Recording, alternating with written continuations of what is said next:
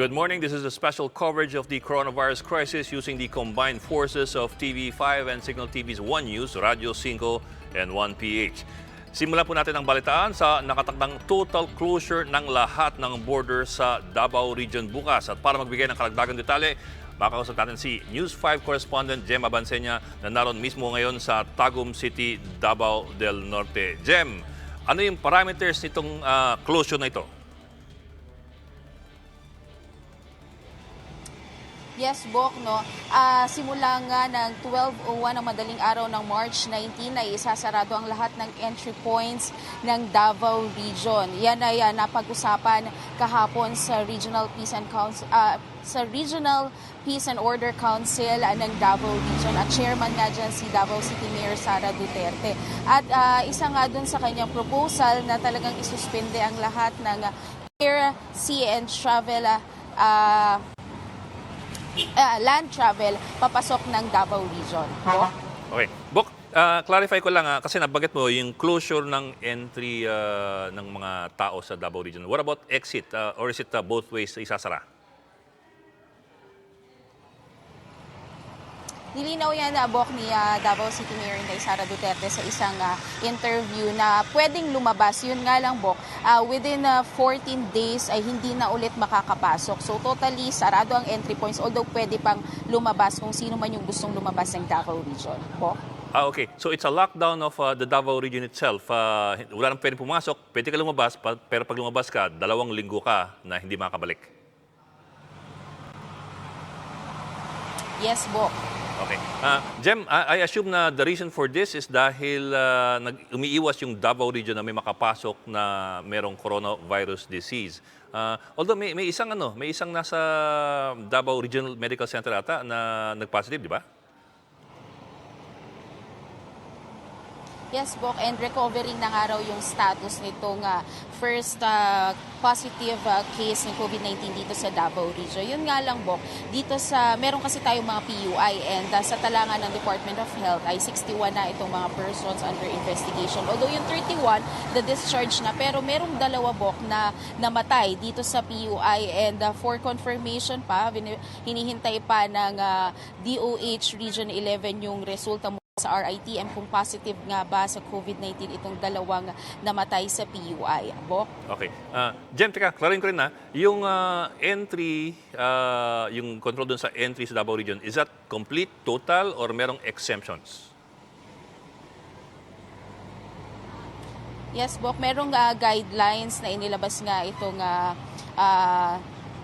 Davao Region COVID-19 Task Force na merong mga exemptions. Yun nga lang very strict talaga. Kasi for example, merong mga cargo vehicles na kailangang ipasok, may mga supply na kailangang ipasok sa Davao Region.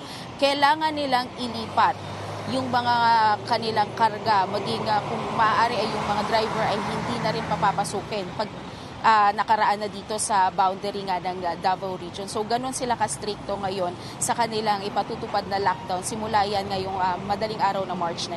Po. Naku, medyo madugo yan kung maraming karga at kung mabigat yung karga. Ibig sabihin, yung sasakyan mismo at yung driver hindi papapasukin, yung kargamento lamang ang ililipat doon sa ibang sasakyan na magmi-meet sa kanila doon sa border.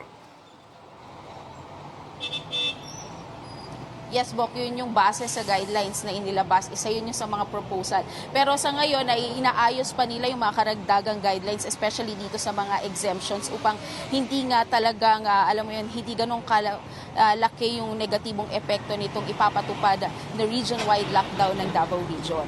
Okay. Jem, paano naman yung, kasi that's as far as cargo is concerned pero what about people? Kasi Davao Region is a pretty well-developed region So with that, you can assume na marami mga migrant workers from the surrounding provinces who commute possibly every day or every week to and from Davao City. Walang exemption sa kanila? Or meron din? Bok, walang exemptions na kaya nga advice, inaabisuhan na ng Davao Region LGU na kung merong mga Davao residents na kailangan bumalik na dito ay kung maaari ay umuwi na within this day para hindi na maabutan ng lockdown. And kung merong lalabas, wala namang problema sa lalabas. Yun nga lang talaga doon sa mga papasok. Kung kailangan nila, meron nga rin sa isang interview nga, sabi nga ni Mayor Sara, kung merong mga taga-labas ng Davao Region na kailangan nilang magpagamot sa Southern Philippines Medical Center o sa kahit anong ospital dito sa Davao, ay kailangan pumasok na sila ngayong araw upang hindi nga maabutan nitong lockdown dahil stricto talagang ipapatupad itong region-wide lockdown and 14 days to book. So ibig sabihin kapag lumabas ka, 2 linggo ka nga talagang hindi makakabalik na Davao Region. Okay, Jem, that's as far as travel through the border is concerned. What about movement and activity within the Davao region? You're looking at several provinces dun sa Davao region. For example, would people be able to travel from in between Davao City to Davao Oriental or vice versa or Davao Oro and so on down the line? Actually, nandito tayo sa boundary ng Davao del Norte at Davao City. Stricto pa rin talagang natutupad itong partial lockdown. Pero pagtungtong ng 12:01 ng March 19 ay ililift na, i-dismantle na itong mga roadblock in between sa cities and municipalities within Davao region. Okay. So, internally doon sa rehiyon, maaring lumabas-pasok yung mga tao doon sa mga syudad at mga munisipyo. Doon lamang sa rehiyon mismo, yun ang may boundary na. Yes, Bo, kasi katulad nga ngayon, actually ang Tagum City, Bo, hindi pa rin talaga pwedeng lumabas ang kahit sino man o any private and public vehicles from Tagum City. Pero mamaya nga ay ililift na ito. And nilinaw rin ng mga lokal na opisyal ng Davao Region na yung public transportation ay as is pa rin within Davao Region nga lang, Bo. And wala pa rin suspension ng public transportation kaya hindi pa ganun kalaki yung epekto within Davao City and dito nga sa mga katabing probinsya ng Davao City. Okay, Jem, kamusta naman yung mga establishments diyan sa rehiyon na yan? Meron bang lockdown doon sa commercial activity doon sa rehiyon o tuloy-tuloy lamang? So far, Bok, wala pa namang order na ipasarado itong mga business establishments within Davao Region. Yun nga lang, kapansin-pansin talaga, Bok, sa pag-iikot natin from Davao City nga ay marami nang nagsarado munang mga temporary close na mga tindahan, ng mga business establishment katulad nga ng mga salon and spa. And inabisuhan na rin ni Davao City Mayor Sara Duterte Carpio itong mga private companies na maghanda sila ng flexible work plan para nga hindi masyadong mahirapan itong kanilang mga trabahante. So, Jem, yung sinasabi mong yan, that is only purely voluntary closures. Wala pang mandatory closures ng mga establishments, for example, retail and so on down the line. Hindi kagaya ng nasa Metro Manila ngayon at Luzon. Yes, Bok. As is pa rin yung ibang mga business establishments dahil nga so far wala pang order na inilalabas yung Davao LG. Hey, Jem, last question. Kamusta yung supply ninyo dyan ng protective gear, medical equipment, pagkain at tubig? Okay ba tayo dyan? Bok, doon nga tayo medyo nagkakaproblema sa mga protective gear and sa mga medical equipment dahil mismo yung LGU ay kinakapos sa mga face masks, maging sa mga alcohol. Although pagdating naman sa supply ng tubig at pagkain ay wala pang problema. Although merong ilan na mga taga Davao, Bok, no, na nagpa-panic buying and dinidiscourage ito ng mga lokal na opisyal dahil nga ayon nga kay Mayor Sara ay baka masayang lang itong mga hinoard na pagkain at hindi naman daw ito assurance na magiging ligtas sa COVID-19. Okay, maraming salamat. Gemma Bansenya reporting live from Davao. The Energy Department has ordered an expanded price freeze on key fuel commodities such as liquefied petroleum gas or LPG and kerosene. The order now covers the entire Philippines after the President declared a state of calamity throughout the country. The price freeze applies starting today and will last until March 31. Remember that the DOE initially declared a price freeze on fuel products in Metro Manila, Cebu City, Negros Oriental, and Iligan City. That now covers the entire country. Although price freezes are strictly prohibited, oil price rollbacks can and should still be implemented.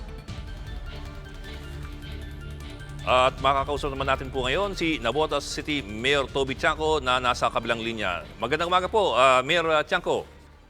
Yes, magandang umaga, Ed. Ay sir, konti munang assessment doon sa inyong area. How is the volume of people and the movement and activity of people in your city? Siyempre, minimize na kasi kahit bago yung announcement noong Monday ba yun o Tuesday, Apo. di ba po ang Metro Manila mayors is nagpasa kami ng mga ordinansa ng curfew, no? Apo. Nung linggo. So, noong Lunes, pinatupad na namin yung mga curfew. So, significant talagang po. limited, no? Doon yun sa mga hindi authorized. Kaya lang, alam nyo, dito sa Navotas na andito yung malaking fish port, di ba? That Oo nga po. supplies Opo. fish to the entire Luzon. Opo. So hindi naman namin pwedeng isara yun kasi tataas bigla ang presyo ng bilihin. Wala nang trabaho yung tao, tataas pa yung presyo ng bilihin. So to stabilize the price, nagkausap kami ni General Manager Glenn Pangapalan ng Navotas Fishport. May strict protocols naman sila katulad ng pagkuha ng temperature, dapat naka-white boots, dapat naka-face mask, dapat naka-white shirt.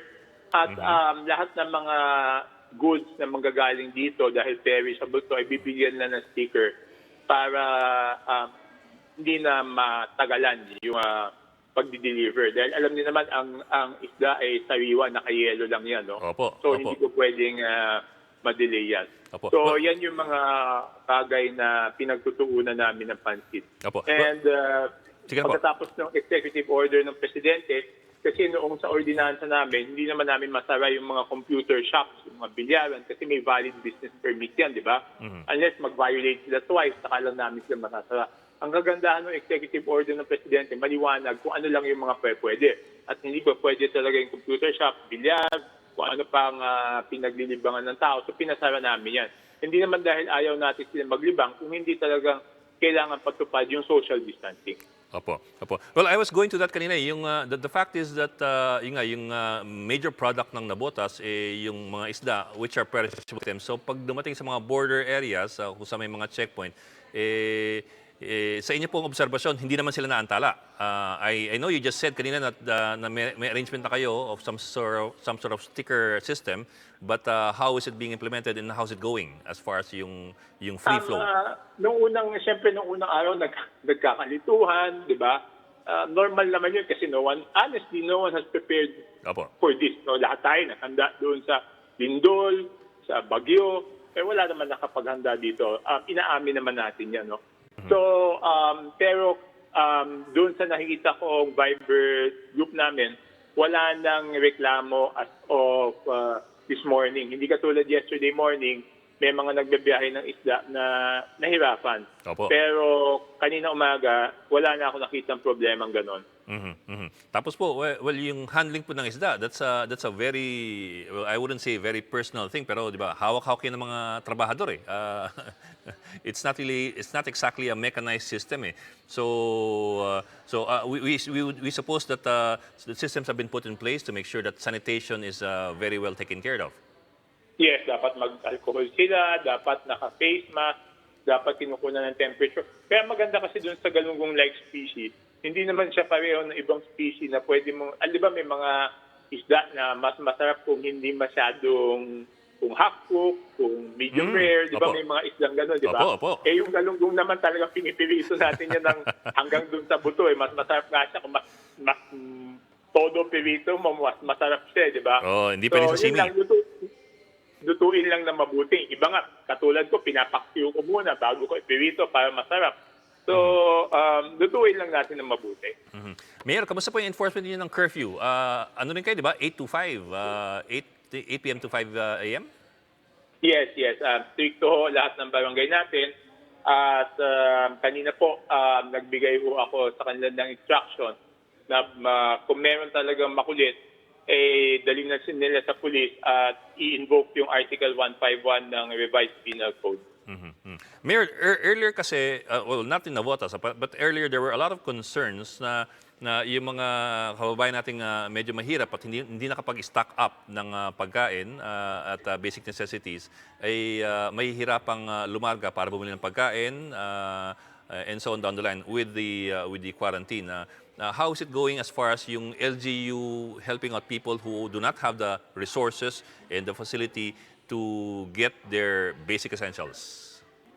Okay, alam nyo, kahapon po, nagdeklara tayo ng state of calamity Opo. sa Navotas. Apo. Kahit wala tayo positibong COVID-19 case. Kaya natin nagawa to is because of the executive order of the President. Kaya talaga napakaganda yung executive order niya. So ngayon, nag-emergency procurement na kami ng goods at mamimigay ho yung local DSWD ng mga Food food packs. items sa mga tao, no? Of course, yung challenge dito is, I hope mas maintindihan ng ating mga kababayan is, ang challenge dito is hindi to pareho ng iba na pwede kami tumawag ng madaming volunteer na Opo. magtulong mag-pack. Kasi, Opo, that's something you'd like iba, to avoid. social distancing nga. So talagang ako'y nagpapasalamat sa mga empleyado ng munisipyo, though limited sila, nagsimula na sila kagabi ng mga stockpile namin na pinapack nila.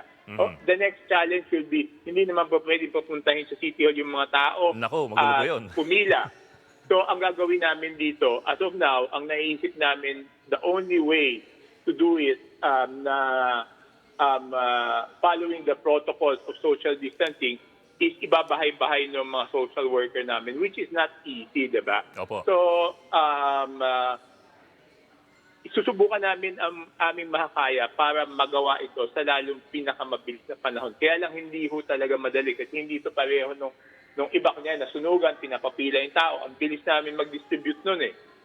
Dito hindi naman pwedeng papilahin tao, hindi naman po pwedeng papuntahin. So pagtsatsagaan talaga itong bahay-bahayin. No? At ako'y nakikiusap. Alam naman natin yung poorest of the poor. Yung poorest of the poor, yan yung mga nakatira sa tabing ilog, tabing dagat, doon sa mga housing natin, yung mga informal sector. Sila po yung uunahin namin. So ako'y nakikiusap. Alam ko lahat ng tao apektado. Kaya lang yung pinakamahirap, yun talaga ang uunahin natin. Ayun po yung challenge dyan eh. You are looking at a massive logistical operation but at the same time want to minimize personal contact. So medyo conflicting yung dalawa. Medyo mahirap gawin. Hindi, but siyempre ang pinaka-importante lagi is yung social distancing, no? Alam kong araw-araw kailangan kumain yung tao. Kaya lang, alam niyo, pag nagkahawaan, mas malaking problema ang haharapin natin dito, no? So, ako'y nakikiusap, no? At siyempre, madami akong natatanggap na messages. Patulad yung mga tricycle driver, nung una, nakikiusap sila kung pwede silang pumasada. Pinakiusap naman natin, but it was not approved. And I understand, and we will always follow kasi mas alam ng interagency task forces. So ako'y nakikiusap doon sa mga tricycle driver, sa mga pedicab driver. Sana intindihin nyo, pero kami ho'y magpapadala ng food pack. Babahay-bahayin na namin yan. Okay. Maraming salamat po, Mayor Toby Tiangco. Tapos pwede mag-update lang ako para lang hindi kinakabahan yung ating mga kababayan. No? Yung latest update na nakuha ko from our City Health Office is 4 a.m. of today, March 18. No? Meron ho tayong 67 na PUM. Yan po yung persons under monitoring. Ibig sabihin na exposed sila sa taong may COVID-19 na positibo or galing sa lugar na may COVID-19. Pero wala pong sintomas. 67 po yan sa Navotas. 67 or 57? 67. 67. Sa 6-7, kasama na ho kami dyan ni Congressman Jonas Tiangco dahil PUM din po kami dahil na-expose kami sa isang official event. Tapos yung PUI natin is dalawa, yung persons under investigation. Ito po yung may sintomas. Pero hindi ho sila positibo. No? So, ang minomonitor natin is 69. At syempre, sa awa ng Diyos, wala pong positibong COVID-19 case sa Navotas. So napakahalaga, social distancing, quarantine, at syempre magdasal. Pero Mayor, yung mga PUM kagaya po ninyo, ano po yung protocol dyan? Are you confined to barracks, to the house? How does that work? Self-quarantine, hindi lang confined to the house, confined to a room. Kasi hindi mo alam di ba? Pwedeng asymptomatic ka, no? Kaya lang, hindi kami nagpapatest kasi ang protocol ng DOH is yung may symptomas lang ang magpatest para hindi naman Hindi maubos yung test kits.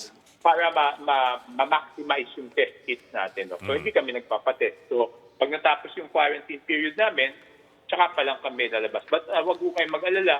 Nakamonitor ho ako sa ating mga kasama sa City Hall.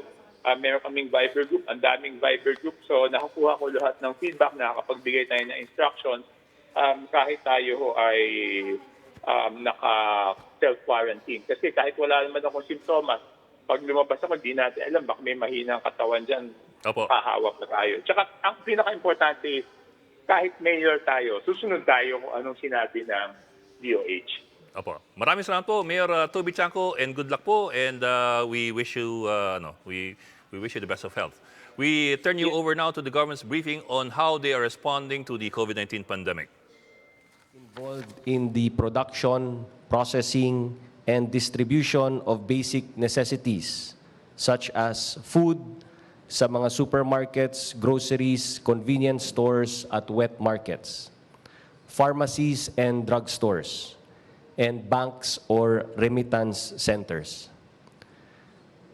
Sino pa ang pwedeng?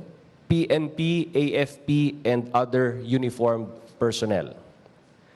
Personnel involved in health work, border control, emergency, and other mission-critical services. Media, with the authorization from PCOO.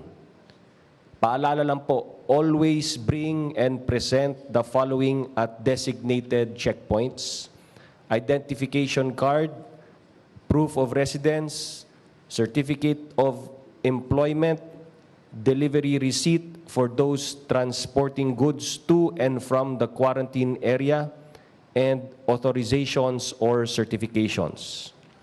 Don'ts. Those who are at high risk of infection should not go out. Sino-sino po ang mga ito?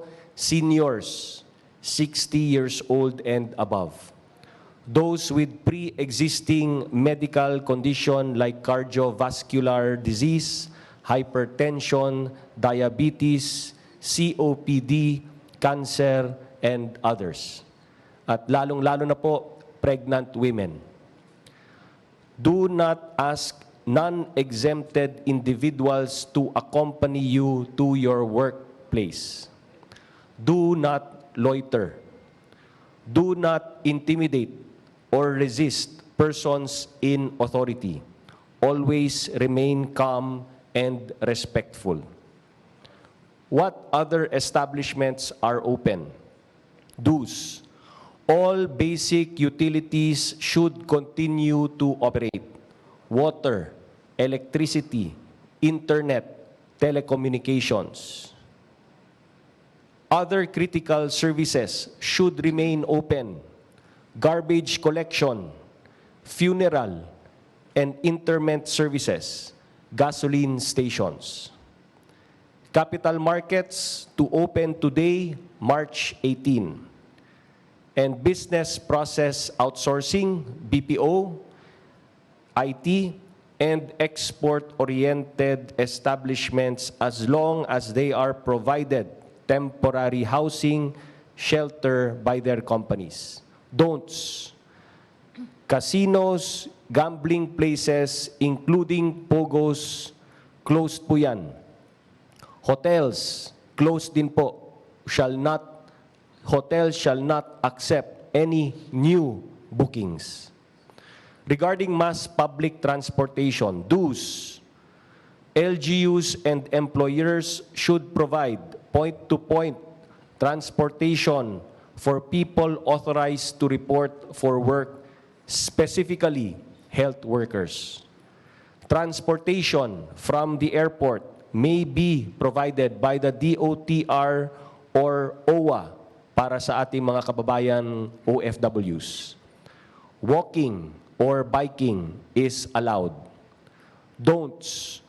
All public transportation are not allowed to operate, such as tricycles, pedicabs, taxis, Grab, jeepneys, buses, including MRT and LRT.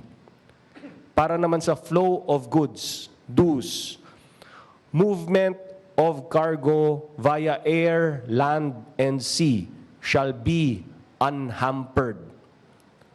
Don'ts. Cargo trucks and vans should not be blocked from entering the ports, expressways, or highways. Para sa mga empleyado sa pribadong sektor, do's.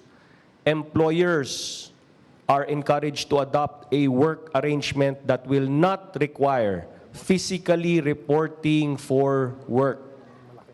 Employers should extend financial help or assistance to their employees, may grant prorated 13th month pay.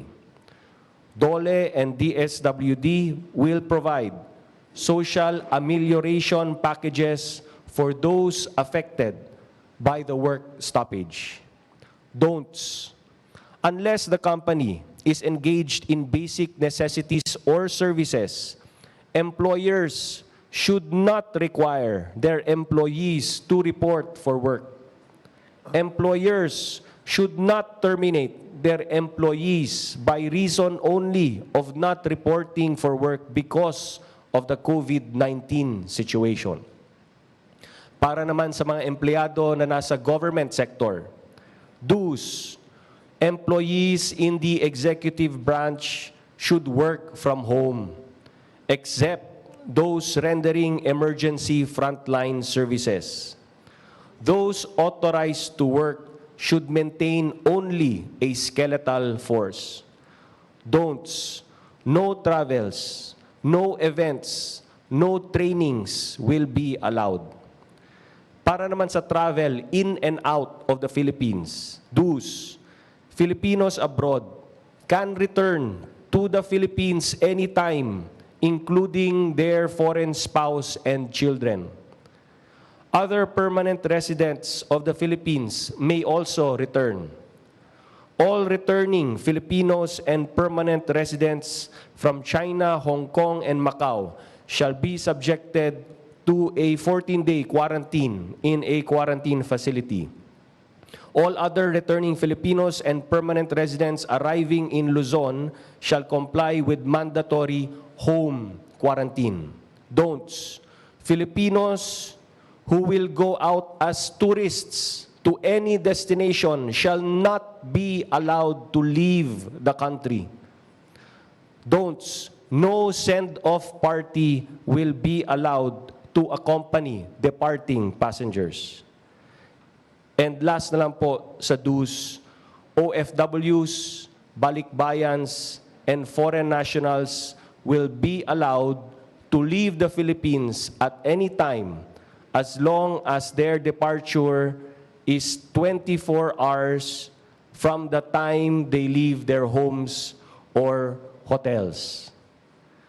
Mga kababayan, kung magkanya-kanya po tayo, di tayo magtatagumpay. Ika nga ni Pangulong Duterte, together we can beat COVID-19. Together we heal as one. Maraming salamat po. Secretary, meron kaagad pong nagtanong dahil sa binasa ninyo. Meron daw po kasi mga private companies na may policy daw po na ipinalabas na hindi daw po i-charge yung kanilang pag-stay home sa mga leave. Parang i-consider daw po silang absent. Humihingi po sila ng guidance sa tulong sa government. Opo, kung may ganyan pong mga reklamo, paki-relay na lang po sa Department of Labor and Employment. Kagabi po, nakasama ko po si Secretary Bello sa mga announcements na binigay po namin kagabi. At bukas po ang tanggapan ng DOLE para tanggapin po ang mga reklamo ng ating mga empleyado. Palagay ko naman po sa ngayon, no, not to defend anybody, but sa ngayon, syempre, lahat po tayo ay both employers and employees ay nag-adjust po sa sitwasyon ngayon. So, clarifications lamang po siguro ang kinakailangan natin gawin, maging sa empleyado, maging sa mga employers po natin. So, bukas po ang tanggapan ng DOLE para magbigay po ng mga clarifications para po sa inyo. Yun daw pong online classes kung isususpend din ng... Ay, hindi po. Online is fine. Wala namang problema sa online. Salamat, Secretary. Samantala, silipin na rin natin ang mga kaganapan ngayon sa Davao. Kasama si Jay Lagan. Jay?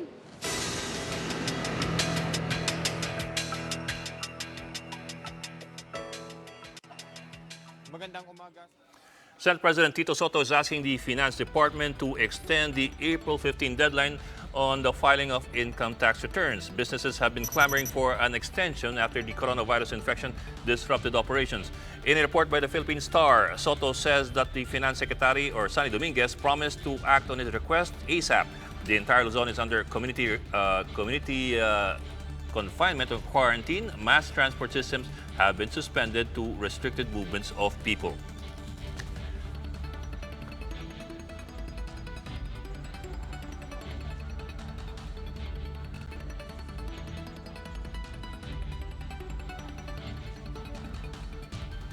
At kamusay po natin ang lagay sa Philippine General Hospital. Makakausap po natin ngayon sa linya ng telepono si PGH Spokesperson Dr. Jonas del Rosario. Magandang umaga po, Dr. Jonas.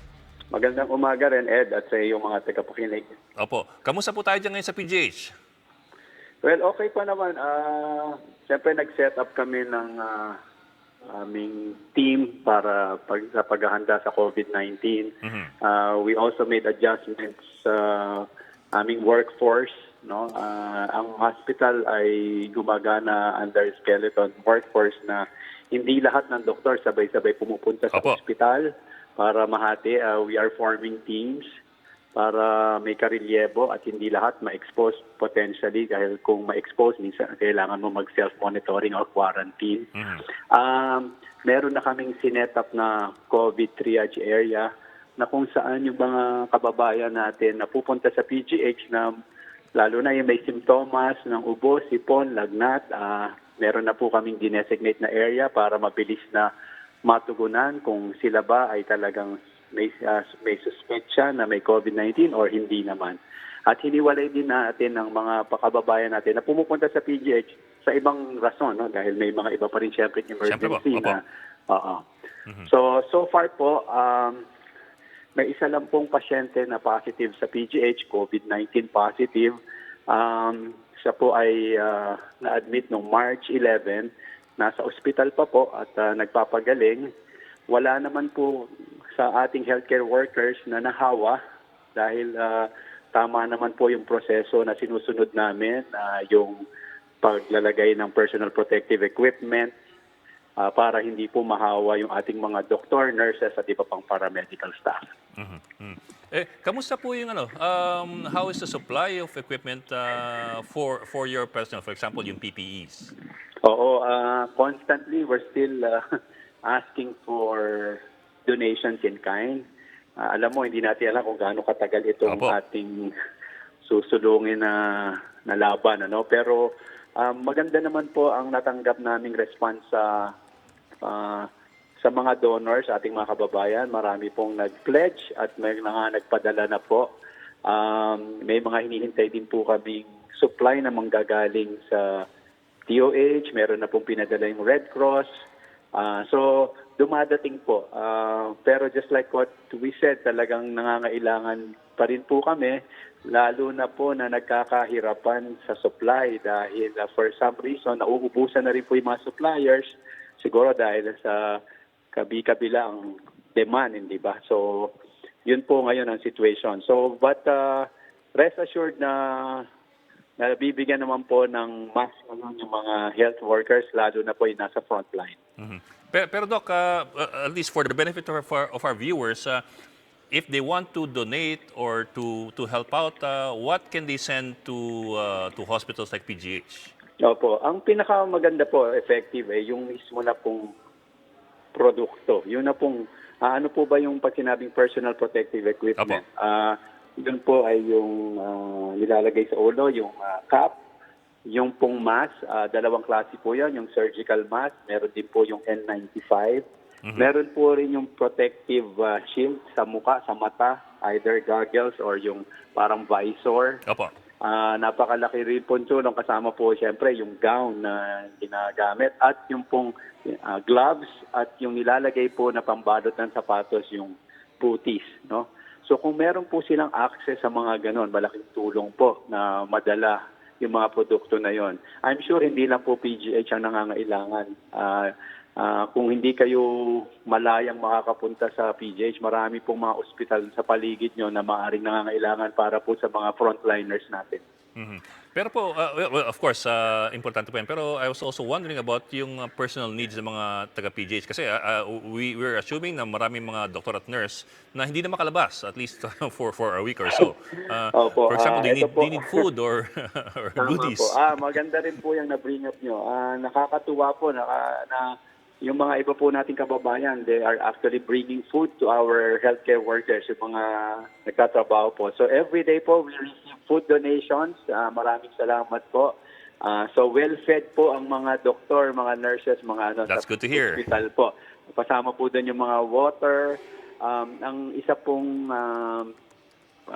issue, syempre, we're trying to make arrangements. Ay sabi nyo nga, marami po sa ating magiging mga kasama sa ospital ay hindi na pwedeng pabalik-balik mula Manila. Kasi po marami po kaming mga trabahan, mga kasama na nakatira outside Metro Manila. So, masyado po talagang hassle yung they have to go through the checkpoint, ganyan, dami pong nauubos na oras, ganyan, at marami rin pong chance or risk na ma-expose sila.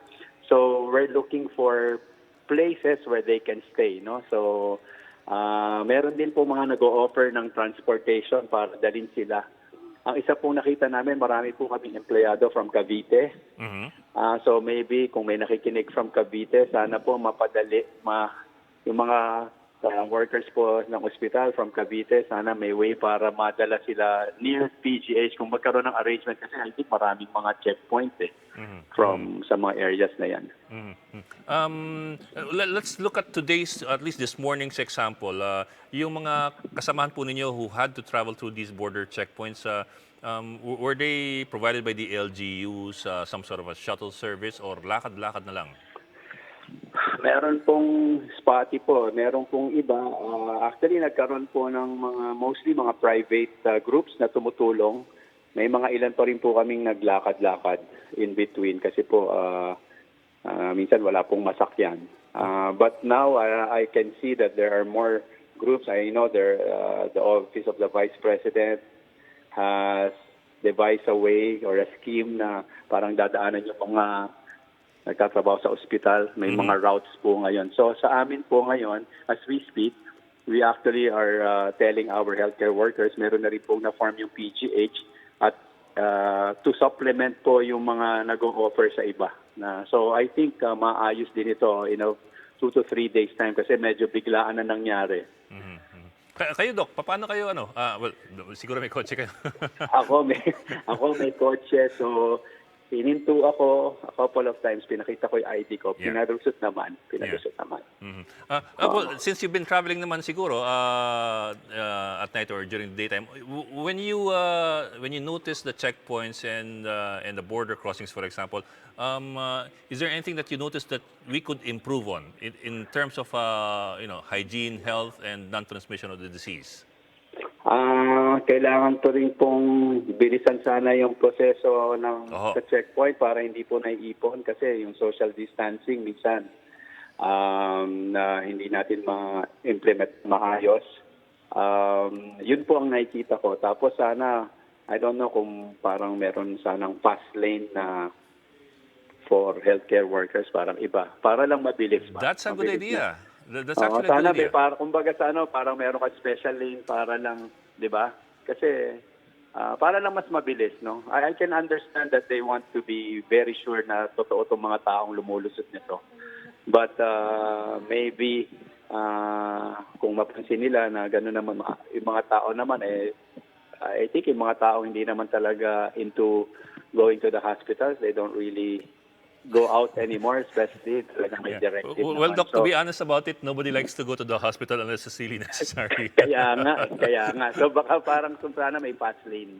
May fast lane. At kung makita nila sana na may mga shuttle service na parang kung pwede siguro may para nakapaskel na kumbaga healthcare workers, parang shuttle. Parang medyo mabilis na lang yon. Parang isa-isahin yung mga ID kung pwede. Yeah. Baka we could have that system ipaskill sa windshield pag healthcare workers yung sakay, especially pag may shuttle ng healthcare workers. Actually, ang instruction naman namin dun sa mga shuttle services na yon, ang isasakay mo lang naman ay yung mga empleyado ng ospital So parang sila mismo na-screen na nila yung I'm sure also yung mga kababayan natin who wants to be with the healthcare workers who they probably think at this time ay mga na-expose na rin, no? Para kaming mga walking PUM actually, persons under monitoring kasi we have been exposed, no? So in some ways, we're really trying to distance ourselves from the rest of the population. Anyway, Doc, we'll try to bring that up later when we talk to some government officials, the possibility of having a fast or express lane for emergency and health workers. Well, hindi lang health workers, also emergency workers, police, Yes. and Try so on and the line. nyo sana try to make sure that yung mga LGUs are coordinated na para talagang from their own area magawa nila ng paraan na ma-decom nila yung mga tao na nagtatrabaho sa mga ospital at madala nila sa mga pick-up points. Parang nangyayari, parang lipat kasi yung ibang mga tao. So basta at least mapadali. Yeah. Anyway, mas madali naman siguro mag-shuttle ngayon dahil walang masyadong traffic maliban doon sa mga checkpoint. Oo nga. Ang sarap nga bumiyahe sa Manila para ang luwag. Sa EDSA rin. Masarap din sa EDSA. Pero tap-tapin niyo po kayo. Doc, sorry, one more question. I'm not exactly sure kasi if the PGH has test kits kasi yung test kits ata is nasa RITM eh. Pero Okay. do you have any word on that? I mean, does PGH have test kits and are you testing people or is it exclusively Alright. RITM? I'm sure you were aware na merong UP-NIH test kit, Opo, right? yung sa UP. A lot of people are asking, and they were asking PGH, they thought that we actually have these kits commercially available to the public. Ang sagot po ay hindi. Actually po, itong test kits na to, bina-validate po. It's undergoing field validation. Field testing, yes, sir. Hopefully, after about 500 kits yata na na-validate, and it turns out that this kit is reliable, accurate, parang commensurate to the standards of WHO. I heard the Department of Health Secretary saying at least 95% accurate. Opo. Then now it's going to be used, rolled out to some of the hospitals already. Actually, the sooner we can get this available commercially, then we will be able to test more people. So we will have an idea really how many COVID-positive patients do we have. Kasi ang limitation right now, ang bottleneck, limited ang testing kit. Opo. And actually po, I think there's also a misunderstanding and misconception na yung test kits ng COVID-19 parang pregnancy test kit na nagagawa mo sa bahay. Hindi naman po ganoon. Kailangan mo ng Thank you for bringing that up. Kailangan mo ng PCR machine. Hindi yung point of care test na akala nila parang kukuha ng dugo or meron ka ng tapos positive or negative na. Hindi po ganun kabilis. Hindi po pregnancy kit yan. May turnaround time. Yun pong papadalang unang-una yung collection mismo, hindi basta-basta parang may kukuha sa swab yung ilong, yung lalamunan. Tapos po yun ay ilalagay sa tamang specimen collection bottle or tapos i-repack, ipapasok po yun, idadalhin po yun sa RITM. Tapos po ipapasok yun sa tinatawag na and it will take some time, no? And so ang turnaround time po usually is about 48 hours. So yeah, hindi po parang kasi marami nagtatanong ba't ang tagal-tagal malaman ng result, no? So hindi po kasi to point of care test na parang pag binigay mo, alam mo na kaagad. Okay, Doc, maraming salamat po. Huling hirit lang po. Is there anything any message you'd like to give to the public as a health practitioner, as somebody who's in the front line of this fight against COVID-19? Is there any message that you want to deliver? Stay at home po. The doctors, the healthcare workers are in the hospital. So we're doing our job. We're manning the front line. You do your job po. You stay at home and practice social distancing. Ayun po. Practice social distancing. Maraming salamat po, Dr. Del Rosario from PGH. Thank you for what you're doing. CNN Philippines has temporarily gone off the air. In a statement, the media network says that it is suspending broadcast for at least 24 hours. It has received word that one person in the building where its office is located has tested positive for the SARS-like disease. But to be clear, the infected person is one of the many tenants in the building and is not from CNN Philippines. The temporary suspension of broadcast is just a precautionary measure. Building officials will now disinfect the building, and CNN hopes to be back on the air sometime tomorrow. May isang pasyente po na nagpositibo doon sa building ng CNN Philippines. Yan po ay sa Worldwide Corporate Center sa Shaw Boulevard. Again, yung empleyado po na yan ay mula sa isa pang opisina. Nasa ibang floor din nga po sila, pero nasa loob ng Worldwide Corporate Center kung nasaan ang opisina mismo ng CNN Philippines. That was Ruth Cabal. You just saw Ruth Cabal, CNN anchor, who was doing Facebook Live in lieu of the usual broadcast of CNN Philippines over the airwaves. Ingat po kayo dyan. Social distancing was strictly observed inside utility buses deployed by the Philippine Army to ferry frontline workers to clinics and hospitals. But they did not just limit their free ride to medical workers. 2 buses did not reach 50% of their capacity, so the AFP decided to take on board public riders along the way. Ingat lang po tayo dyan. Because of the virtually empty roads, the trip from SM Fairview to PGH took less than half an hour. The Army's free shuttle services will go on every day until a regular schedule is determined. AFP Civil Relations Chief Ernesto Torres added that 2 military buses and 4 more trucks will be used to transport health workers from Santolan to Balintawak and vice versa. Pero reminder lamang po, make sure you practice social distancing kahit meron ng shuttle services. Medyo ingat po at medyo layo-layo pa ng konti. And also practice good cafe etiquette. Good news naman po para sa ilang mga Pag-ibig Fund members, magpapatupad po ng 3-month moratorium sa lahat ng loans ang Pag-ibig Fund sa gitna ng COVID-19 epidemic. Para po magbigay ng karagdagang impormasyon tungkol po rito, nasa kabilang linya si Jack Jacinto Jr., ang Public Relations Head ng Pag-ibig. Magandang umaga po. Good afternoon. Yes, sir. Tell us about it, sir. Hello, Mr. Lingao. Yes, Good sir. afternoon, Sir Ed, and good afternoon to all your viewers. I hope all of you are safe. Yes, sir. Tell us about Pag-ibig's plans. Hello. Yes, sir. Sir, tell us about yes. Pag-ibig's plans. May 3-month moratorium on payment of all loans, gano'n ba? Is that Tama po across ito. the board? Kahapon po, inanunsyo po ng ating butihing Secretary Eduardo Del Rosario, na magpapatupad po kami ng 3-month moratorium on all our Pag-ibig Fund loans. No? So this is now offered to all our members. Yung pong may mga housing loan, multipurpose loan, and calamity loans. All payments due from March 16 Apo. up to June 15, 2020 can be applied for under a moratorium. Opo. Ang purpose po nito ay para po, Sir Ed, makapag-focus po ang ating mga kababayan, ang ating mga Pag-ibig Fund members sa pangangalaga ng kanilang mga sarili at ng kanilang mga pamilya. Opo. Opo. Mr. Jack, so what we're talking about here is moving the deadlines of the payment by 3 months. Hindi naman ibig sabihin na by the 4th month you'll pay all 4, 3+1, all 4 months. Hindi naman ganon. Tama po kayo. Tama po yan, Sir Ed. No? Yung due date nyo na, for example, ay today. Ang due date po niyan would be moved to June 18. So, i-move po natin ang mga due dates na yan. So, in short, hindi po kailangang bayaran for the next 3 months as long as they apply for it. Gumagawa po kami, Sir Ed, ngayon ng online filing facility. Ay, Para teka, po habang Mr. Jack, nasa Mr. Jack, para po hindi klaro. pa po pinapapasok sa aming mga tanggapan ng aming mga empleyado, Opo. maaari na pong makapag-apply for moratorium ang ating Pag-ibig Fund members. Okay, Mr. Jack, para po klaro, they have to apply. It does not They happen have to automatically. Yes, they have to apply po. Opo, Okay, they have okay. to Para po apply. klaro, kailangan niyo po mag-apply. Huwag niyong iintayin lang na may mangyayari. Kailangan kayo mag-apply. So you do this online?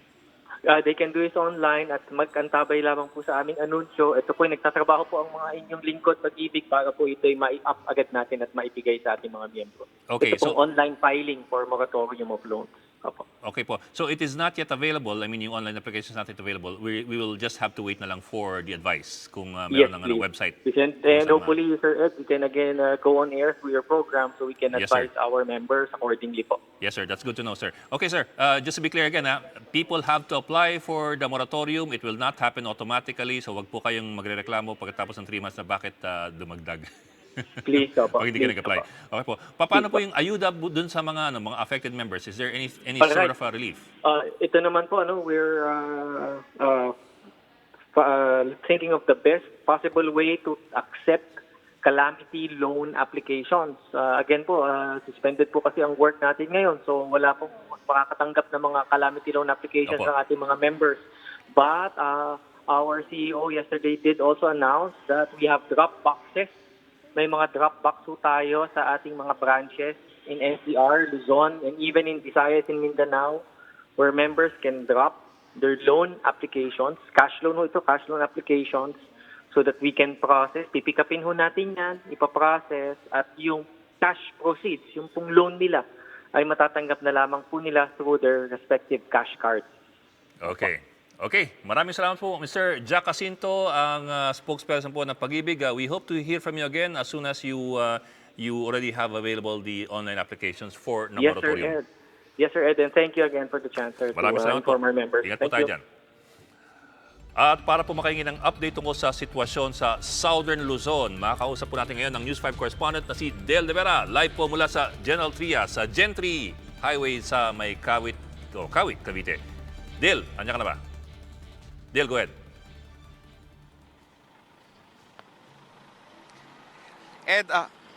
Ed, sa ngayon nga ay nakalagay doon sa magkabilang side ng boundary ng Kawit at Bacoor na naka-total lockdown itong dalawang syudad o munisipyo ng Cavite, parehas ang Kawit at Bacoor.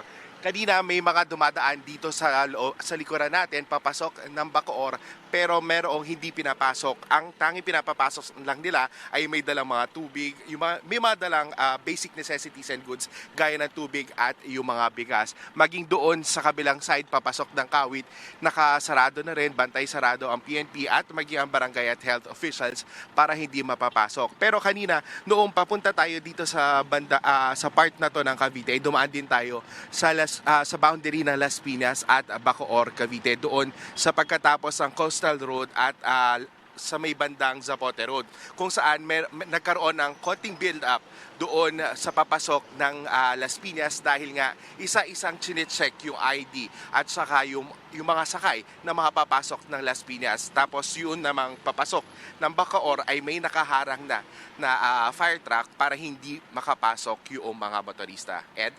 Del, medyo gumilid ka ng konti para makita natin yung checkpoint. Yung nasa likod mo, bale, iyan yung border ng Kawit o yung border ng Kawit yung nasa harapan mo?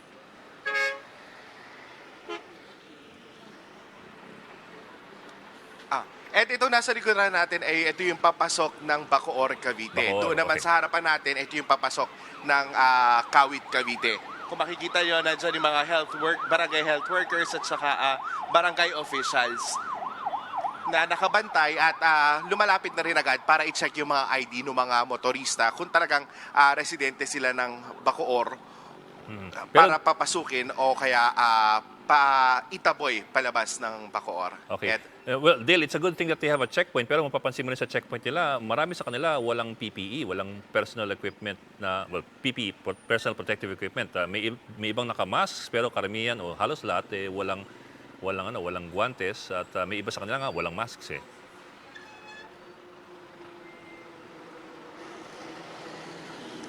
Tama ka dyan, Ed. Wala nga silang mga PPE na ginagamit. Tanging mask lang yung kanilang protection sakaling may mga dumaan na PUI or PUM dito sa kanilang mga pinapantayang boundary. Maya-maya ititingnan natin at aalamin natin kung bakit hanggang ngayon ay wala pa rin silang PPE na ginagamit. Although makikita natin naman dito sa lugar na kinatatayuan natin ay medyo mainit. Medyo nakabilad din sila sa ilalim ng araw. Okay. Dil, ngayon, ikaw tsaka yung tropa mo, mga 2-3 araw na kayo nasa labas eh. How's it going if you compare actually this is technically day 2, but if you look at it, parang day 3 na yan eh. Day 2 ng quarantine, are they improving on the systems? Are there less people on the road? Give us your general assessment based on your observations in the last 3 days.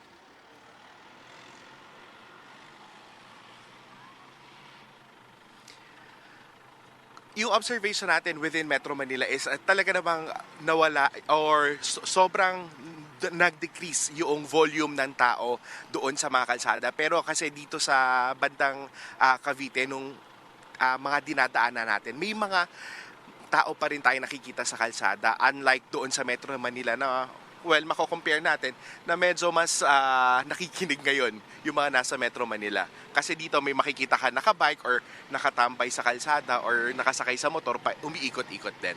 Ed? Dale, kayo naman, kamusta? Huling hirit na lang kamusta kayong yung tropa nating mga nagko-cover diyan sa labas? How are you doing?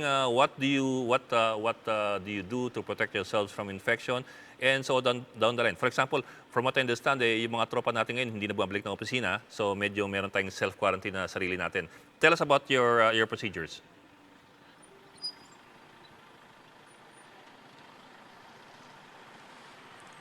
Yung sa amin naman, Ed, meron kaming dala laging disinfectant para ma-disinfect yung mga gamit natin sa camera, pati sa sakyan.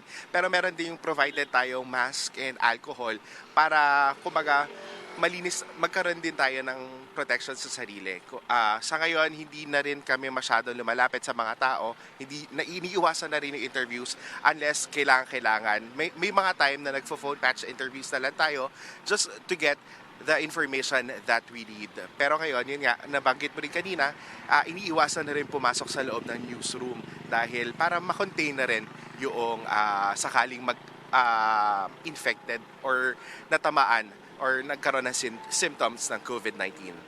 Pero actually, ang talagang gusto kong tanongin, hindi ko matanong, saan kayo kumakain?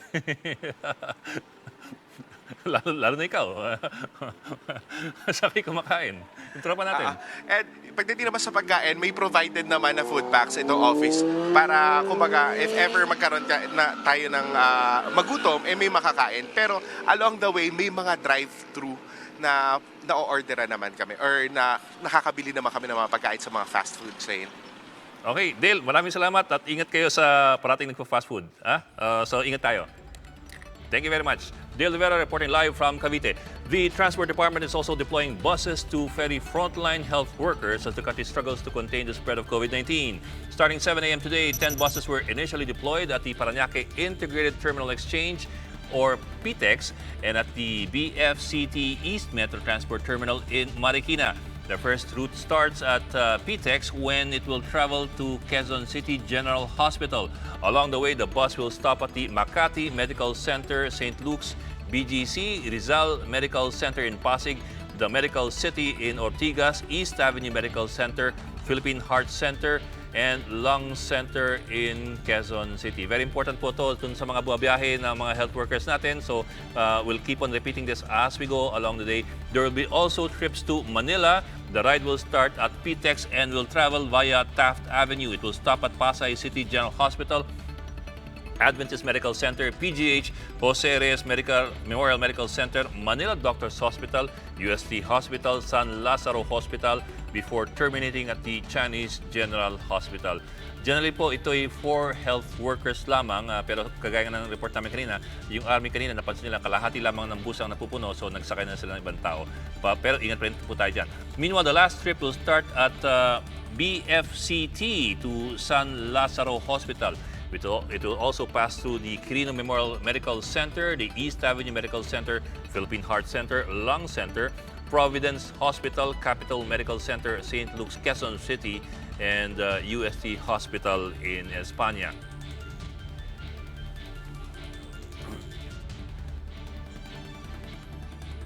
A new study finds that the highly contagious coronavirus can survive for hours in the air and for days on some surfaces.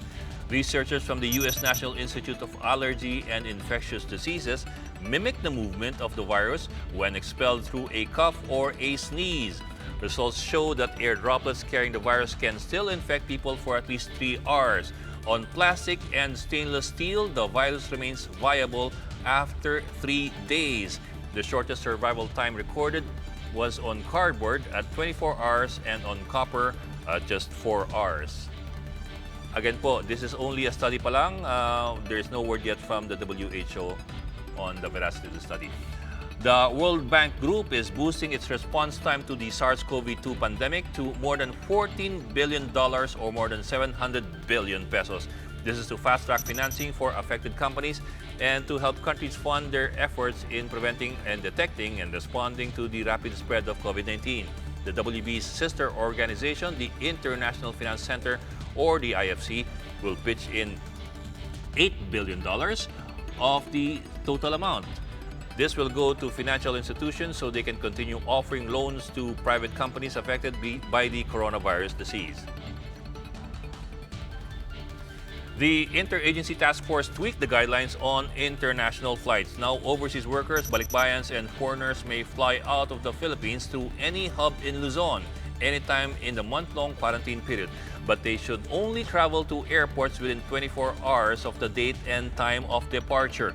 They should also bring with them supporting documents such as tickets, boarding passes, or flight itineraries to show to authorities manning the checkpoints. They will be allowed to travel to airports in a private car. They may be accompanied by one person, again, just one person, and I repeat, one person. The companion should also hold a copy of the passenger's ticket or his itinerary. OWA will provide transport services for returning overseas workers from international ports to their destination. Earlier, the government barred all international flights starting March 20, 2020. The task force also created exemptions for certain hotels. This covers hotels who currently have foreign guests and other tenants with existing long-term leases. The exemption also covers accommodations for employees offering essential services. But the task force clarifies that no new booking accommodations, and we repeat, no new booking accommodations shall be permitted by these establishments. Wala pong bagong kliyenteng pwedeng mag-book. Operations will also be limited to providing basic lodging to guests. At kuha rin po tayo ng updates mula sa isa sa mga ospital na tumututok sa mga pasyenteng may COVID-19 sa Medical City sa Pasig. Nasa linya po ng telepono si Dr. Carl Henson, Epidemic Rapid Response Team Head po ng Medical City. Magandang hapon po. Hi, magandang hapon po. Yes, sir. Doctor, thank you for joining us. Pa-update po muna doon sa 23 confirmed patients ng Medical City. Well, yung number po sa amin na 23, yung iba po dyan, coordinated po with RESU, and they have been sent to other institutions or have been asked po na mag-home quarantine na lang, lalo na po yung mga mild symptoms. Right now po, meron po kaming 16 na confirmed cases sa Medical City na naka-admit. Hindi po yun lahat nag-test sa Medical City. So medyo halo-halo po yung numbers, no? Dalawa po ang nasa ICU and 14 po ang nasa floors. Regular units po. Pero meron din po kaming mga PUIs na inaantay po namin yung results. 8 po doon nasa ICU and 41 yung nasa floor. So, yung nakapublish po sa DOH na nakalista ang pangalan namin as kung saan yung mga pasyente, hindi automatic na nasa amin yung mga pasyente na yon. Yung iba, nasa ibang... Okay. So they're not necessarily physically there with you. They may have been devolved to other institutions. Yes po, or at home. Opo. Ay, Doc, just to be clear, when you say at home, you're referring to persons under investigation or people who are positive? Opo. So, right now po, and this is, I think, important for the public to know, right now po, for patients po na with very mild symptoms, bata, walang medical problems, tapos mild ang symptoms, they can actually stay home for quarantine. Hindi po lahat ina-admit sa ospital, kahit confirmed case po. Oh, okay. Well, it's good that we heard this from you kasi we always assume that all the positive or all the COVID-19 positive patients have to be confined in a strict negative pressure room. Actually po, kasi di ba, alam po natin na kulang po ang kits natin sa RITM na. Opo. And the directive actually now to hospitals is for PUIs na mild lang po ang symptoms, wala pong medical problems, otherwise stable, at bata, ibig sabihin siguro mga less than 50, pinapauwi po natin ito for home quarantine. So definitely po, doon sa some of those PUIs actually are sick with COVID, pero because they are mildly symptomatic, pwede na sila sa bahay. Basta naka-home quarantine, ibig sabihin, naka-isolate sila from the rest of their family, etc. No? So ngayon po, ang mga hospitals are directed by the DOH na admitin lang po yung moderately symptomatic tsaka yung very hingal, tapos yung critically ill at yung may mga medical problems, no? Mga may diabetes, may cancer na possibly PUIs, kailangan po yan na o-observe sa ospital. Doc, I'll have to ask you to repeat that part again. Ang directive ng DOH is for the hospitals to Yung only ginagamit admit... po natin na algorithm po ngayon, no? Lahat po ng mildly symptomatic, yung ubo lang, konting sipon, konting sore throat, otherwise stable po, young, yung less than 50 years old siguro ang magandang cutoff. Tapos walang masyadong medical problems.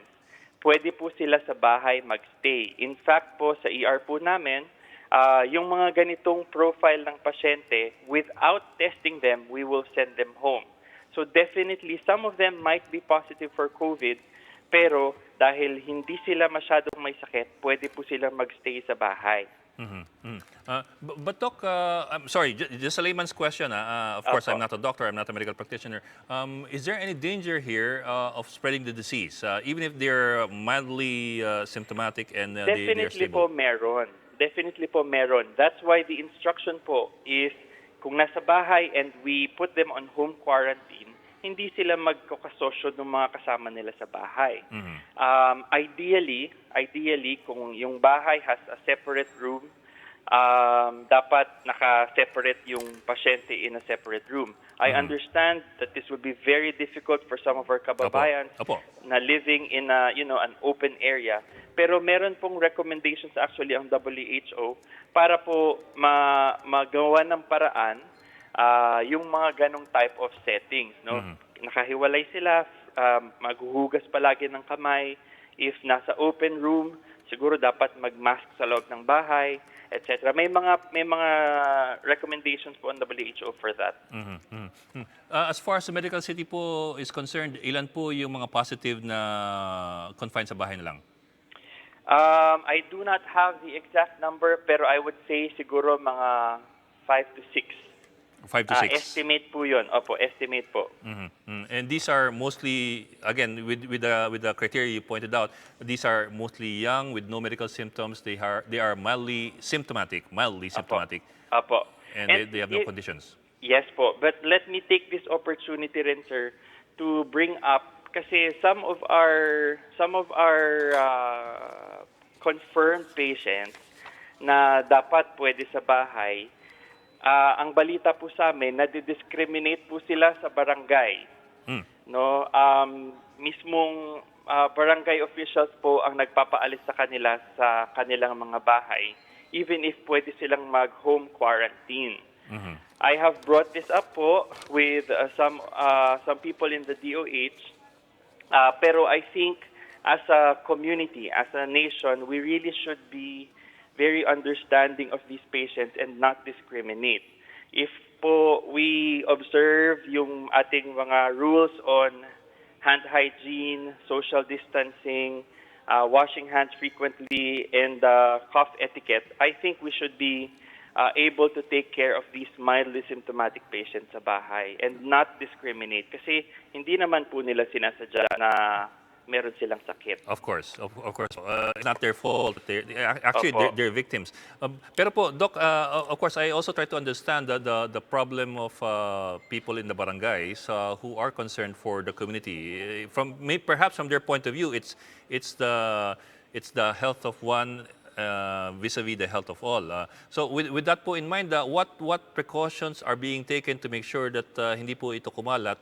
Kasi baka naman just one mistake can lead to a bigger problem. Are these people who've been sent home, even though they are positive, are they being closely monitored by health officials or not? Kasi kung pababayaan po natin sa pamilya, baka mamaya magkamali sila o alam po, hindi na sila... Naintindihan ko po yung concern, sir. Lahat po ng PUIs na pinapauwi namin from Medical City, and I believe this is practiced in all hospitals, lahat po yan ini-endorse naman po sa DOH. We fill out the paperwork and we endorse the cases closely po to the Regional Epidemiologic Surveillance Units or yung RESU na tinatawag natin. So, our DOH po has a record of the cases that we send home. Understandably, syempre, we expect that DOH is also at this time very busy and undermanned. Pero the mandate po to make sure po that the the patients at home are, doing well, ganyan, ini-endorse po natin sila sa RESU po. Doc, cambio ko, kamusta po yung recovery rate natin? How many have recovered already from your hospital? So, yesterday po, we sent home one patient from the medical city. I am aware po that some of the patients na napauwi, yung meron number na running ang DOH about cured or recovered cases. Ito po ay may mga negative swabs, no? Pero dahil nga po we are also short on kits, the new recommendation then that we are following is basta umigi na yung pakiramdam ng pasyente, magaling na siya yung pakiramdam niya, pwede na siyang pauwiin nang hindi po inuulit yung test. No? That's also a new algorithm. So, yun pong pinauwi namin kahapon, inaantay pa po namin yung repeat swab niya, pero baka po magpauwi rin kami ng maybe 2, maybe 3 today, depending po on how they continue to improve and depende sa kanilang mga attending physicians. So, gumagaling naman po. And most of our cases, as I have already said, so no, we have 16 confirmed, 2 lang po ang nasa ICU, 14 ang nasa floor. So yung nasa regular units, stable naman po sila. Okay, Doc, let me ask naman about your personnel. How are they coping? Are they Well, okay? Do they have enough equipment, PPEs? Ang personnel po namin, medyo short po kami ngayon. In the initial part of the outbreak, no, when hindi pa tayo masyadong highly suspicious of COVID, lalo na yung mga atypical na presentations, meron pong mga nakalusot sa floors na parang iba ang presentation tapos turned out COVID pala. So ito po yung talagang naging issue sa hospital namin. That's why we had to put some healthcare workers on home quarantine. Now po, that has been minimized and everyone is now protected, no? So that problem has been resolved. Pero at this time, we have about 170 pa rin na healthcare workers, halo-halo po yan, doctors, nurses, medtechs, etc., who are still on home quarantine, either because they were exposed in the hospital or they were exposed in the community. Pero dahil sila ay haharap sa pasyente, we are being very careful po about letting them in back to work. But Ngayon, for Doc, PPEs po, sige po. Opo, so you asked about PPEs, we are also short, no? Siguro iniisip ng iba, Medical City is a big hospital, pero ang katotohanan is there's a worldwide shortage and we are finding it very difficult to source out yung aming mga supplies, masks, N95, gowns, etc., no? One thing that I would like to bring up and I think needs the attention also of our government is meron pong mga suppliers so we are finding it very difficult to look for supplies. Opo. And the supplies are more expensive than usual. I'm sorry, sir. They're more expensive than usual. Yes po. By how much po? 50%? 100%? May iba po mga 4 times the usual. 400%? What kind of supplies are we talking about? Masks or surgical? In general, sir. Masks in general. So surgical masks and 95. But so we are very grateful for those who have donated masks to us. We have started using them and we welcome donations. But the hospital is working very hard po to make sure that we are able to buy enough PPEs so that our staff are protected. Doc, kamusta po yung biyahe ng mga tauhan ninyo na walang sasakyan? Did they have any problems today? Kahapon po, very difficult for them. Lalo na po, so nasa Ortigas Avenue po kami. Opo. And marami po of our healthcare workers live in Region 4, in Cainta and that area po. Yeah, no? eastern. To the east. And yesterday, yung first bus, kasi we set up a bus that has pick-up points. No? Yung isa coming from Tikling, left Tikling at 6 o'clock in the morning, dating dito sa amin 11 o'clock na or past 11 5 oras. because of 2 choke points. But because of the help po of the Cainta local government, no, Mayor Nieto, and we are very grateful for him, kaya po medyo napabilis. And today po, wala na pong naging problema po doon sa pagpunta po nila dito as far as I know. Wala na pong na-report sa akin. Doc, huling hirit na lang.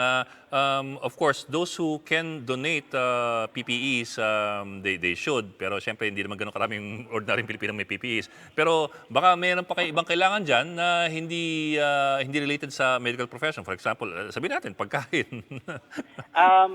We have been very blessed po that there has been a movement among our consultants and some outside companies po who have been donating food. So in terms of food and water and I think our staff are well provided. Yun po, ang number one need po talaga, and I think this is this is something that all hospitals are experiencing po, is protection for our healthcare workers in the form of masks and gowns and face shields kasi our capacity to take care of patients is only as good as our capacity to protect our healthcare workers. Kapag hindi po protektado yung healthcare workers, hindi po kami makaka-take care of patients. Okay, good point, sir.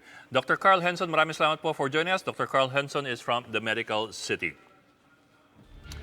Nanawagan naman po ang Philippine Association of Meat Processors na iwasang mag-panic buying ng karne. Ito'y matapos sa halos mag-triple ang demand sa processed meat at canned goods ngayong pinapatupad ng Enhanced Community Quarantine. Para mas mapag-usapan yan, makakausap po natin live si Shaila Francisco na nasa Quezon City. Shaila, exactly asan ka sa Quezon City?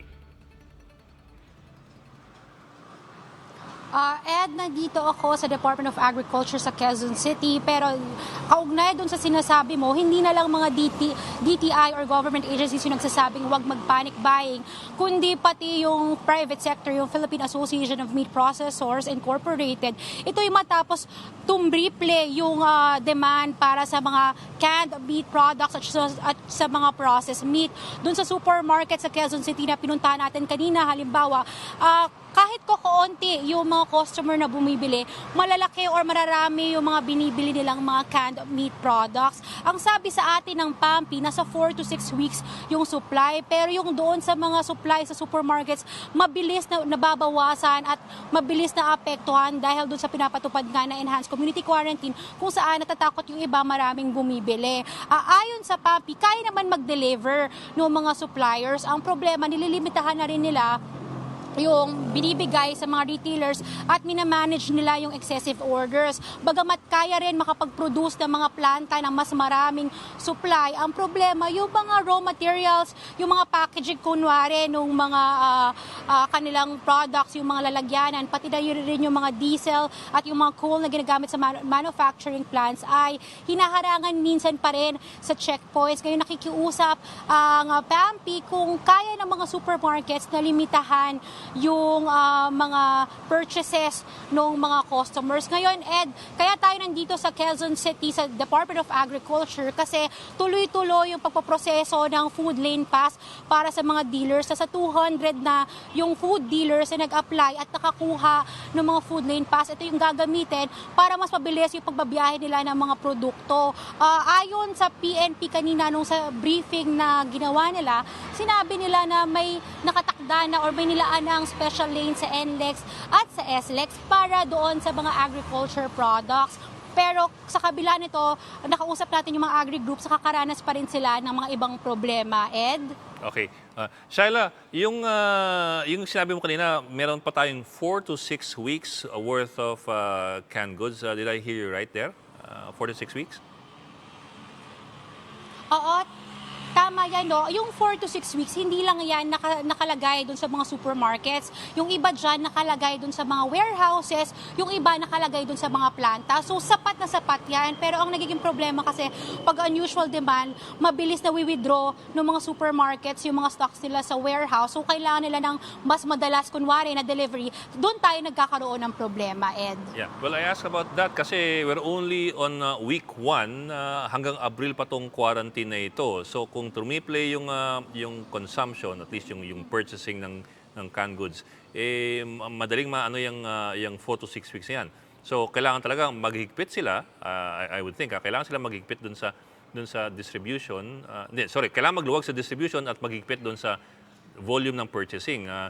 Is there any move along those lines by government agencies that you've talked to, yung lilimitahan yung pwedeng bilhin ng mga tao? Oo, no, wala pa tayo nakikitang ganyan. Pero sa mga LGUs, kunwari, nakita natin sa Pasig at Valenzuela, meron na silang anti-hoarding and anti-panic buying. So ilan yan sa mga mekanismo or mga tulong na pwedeng magawa ng national government. Ang hinihiling naman lang ng PAMPI, although sila, kaya naman nila mag-produce, siguro mag-participate or mag-ooperate din yung mga consumers na huwag mag-panic buying kasi naandyan naman yung supply, 4 to 6 weeks, pwedeng tumagal din yan ng 2.5 months kung usual yung demand pagbibili doon sa mga supermarkets. Okay. Number 2 naman, may napapansin ka ba na gumagalaw ang mga presyo kasi ang taas ng demand? Although meron tayong price freeze, di ba? Meron tayong price freeze because of the zero calamity. Pero by any chance, meron bang gumagalaw na presyo dyan? Alam mo, Ed, wala tayo nakita kanina nung pumunta tayo sa supermarket. Ang nakita natin kanina, yung mga galunggong, yung mga isda, tsaka yung mga pork. Ang nangyayari kasi mas konti yung mga bumibili. Kaya hinahayaan na lang nung mga tao dun sa presyo. Although may price freeze, hindi na nabinabago ng mga retailers yung presyo para mabili yung mga produkto nila. Although may naririnig tayong reports, hindi pa tayo nakakapunta sa palengke, pero coming from the DA itself, na yung kalamansi tumataas, nakaapekto siguro yung mga delivery kahapon, kaya may konting paggalaw kasi medyo na-bar yung sa checkpoints yung ilang mga deliveries, Ed. Okay. Maraming salamat po, Shala Francisco. And again, to everybody there, remember that the food you hoard is food you take away from somebody else who probably cannot afford to hoard. Now, this just crossing our wires, the Health Department records 6 new cases of COVID-19 in the Philippines, bringing the total number of confirmed cases in the country to 193. South Korean group BTS, in other news, may have canceled their concert in Seoul over coronavirus fears, but the 7-member band is still making waves online thanks to fervent supporters who are fangirling from home. The group's fan base is getting their fix online through live streaming broadcasts and interacting with the idols on Korean networking sites. But the influence of BTS does not stop there. One of the group members, Suga, is that his name? Suga or Sugar? Suga siguro. Suga donated 1 million won in the fight against COVID. The rapper hails from Daegu, which is the hardest hit by the country's coronavirus outbreak. Remember, dito yung merong kulto. After his donation, around 11,000 BTS fans, also known as ARMY, pulled together 500 million won for relief efforts. I'm sorry, I'm not familiar with BTS. South Korea reported 93 new cases on Wednesday, bringing its total infections to around 8,300 people. And over in Madrid, more than 20 inmates climbed to the roof of a migrant detention center to protest the alleged poor conditions inside the facility, which they say was facilitating the spread of the coronavirus disease. The demonstrators said that many detainees have been showing symptoms of the virus, which means that isolation measures were insufficient. Firefighters eventually escorted the group of protesters back inside the building without any incident. Spain's 47 million residents have been under partial lockdown since Saturday. They are allowed to leave their homes only to go to work for food, buy food, or visit pharmacies and hospitals. The Spanish government reported 182 new fatalities overnight, raising the death toll to 481, making it the country with the fastest rising death toll after Italy. And if you think you're suffering from any symptom of COVID-19, please call this number, 02-894-2683. I'm sorry, 02-894-26843. Again, that's 02-894-26843 or 894 COVID for COVID. If you are a PLDT or Smart subscriber, you can also dial 1555 on your phone. Please take note of these numbers, 1555 if you're using Smart or PLDT. And that is the latest on the enhanced and expanded community quarantine in Luzon. For more updates, follow News 5, the Philippine Star, and Business World Online. I'm Ed Lingao, We Are One News.